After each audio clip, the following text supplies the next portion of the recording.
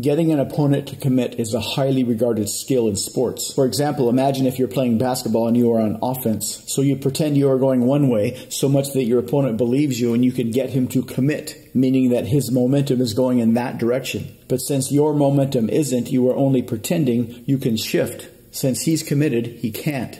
The more effectively you can do this, the better you look. This is a very common strategy used in sports and war. It's the basis of the Normandy invasion. The Allies tricked the Germans into thinking that they were attacking somewhere else, hoping that the Germans would commit all their resources to that other place. It's also a common tactic used in both sales and cons. If you're in sales, for example, a very useful technique is to flip the script somehow. So the customer, for some reason, is trying to convince the salesperson to sell the customer the product. Sometimes this happens naturally when there are more customers than products. Sometimes that is engineered. The companies purposely over-advertise, creating a huge demand, only to deliver less products than they know are being demanded. In movies about con artists, it's somewhat similar. To trick the mark into wanting what the con man wants him to want.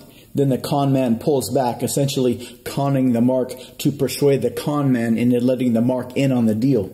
All of these techniques involve getting the target to own the decision. Anytime you can get anybody to own a decision, you don't have very much to worry about. When we don't own the decision, bad things can happen.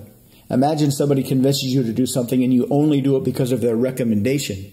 Then it doesn't work out, and it ends up costing you something. It's very natural in this situation to feel tricked, to feel conned. But when somebody owns the decision, even if it doesn't work out, they won't get angry. Normally we do this to ourselves when we rationalize after the fact. It's a very common way to preserve the integrity of our ego. But you can also engineer this by leveraging your target's deep instincts. So they will not only own the decision, but they'll thank you, even if it doesn't work out. What kinds of things can you get people to do? Whatever you want. Go to the link on your screen to find out how.